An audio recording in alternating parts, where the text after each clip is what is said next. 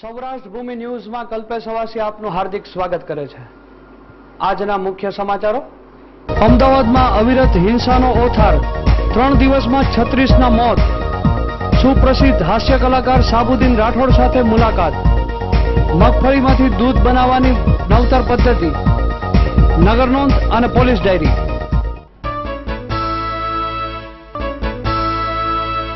જૂનાગઢના ખેડૂત તાલીમ કેન્દ્ર ખાતે મગફળીમાંથી દૂધ, દહીં, છાશ, માખણ કેવી રીતે બને તેનું નિદર્શન યોજાયું હતું। આજ રોજ નવતર પ્રકારના પ્રયોગનું પ્રત્યક્ષ નિદર્શન ઉપસ્થિત દર્શકો સમક્ષ કરવામાં આવ્યું। આ પદ્ધતિ વડે મેળવવામાં આવતું દૂધ સ્વાદે, રંગે, રૂપે તેમજ પૌષ્ટિકતાની દ્રષ્ટિએ અસલ દૂધને હુબહુ મળતું આવે છે। આ પ્રયોગની વિશેષ માહિતી આપતા શ્રીમતી પારુલબેન રાવલે જણાવેલ કે મગફળીના 250 ગ્રામ જેટલા બિયાને ગરમ પાણીમાં સહેજ ઉકાળવાથી બિયા પરની છાલ આસાનીથી દૂર થાય છે। ત્યારબાદ આ બિયાઓને મિક્સચરમાં નાખી 2 થી 3 ગ્લાસ પાણી સાથે હલાવીને પછી આ પ્રવાહીને ગળણીથી ગાળી નાખતા અસલ દૂધ મેળવી શકાય છે। ઉપરાંત આ દૂધમાં મેળવણ નાખી જમાવતા દહીં અને છાશ ઉપરાંત માખણ પણ મેળવી શકાય છે।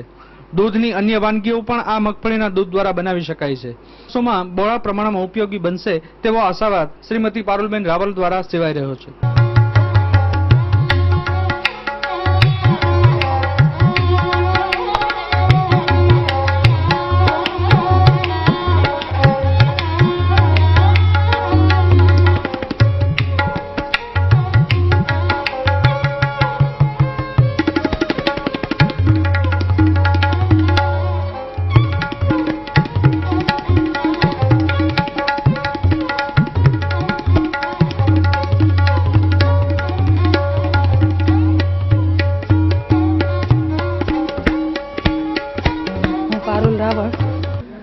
અને અમે ઘણા વખતથી આ મગફળીમાંથી દૂધ બનાવવાની ટ્રાય કરતા હતા, તો એમાં ધીમે ધીમે એટલે અમને હવે સફળતા મળી।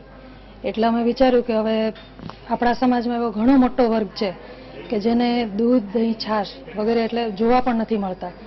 એટલે અમને ઘરમાં સફળતા મળી એટલે અમને લાગ્યું કે હવે આપણે લોકોને બતાવીએ, માટે આ પહેલો પ્રયોગ છે અને લોકોની હાજરી ઉપરથી લાગે છે કે એટલે લોકોને ખૂબ રસ પડેલો છે। એટલે આ પ્રયોગ સફળ જ કહેવાય અને એની માટે એટલે મેં જાત જાતની વાનગી બનાવી છે।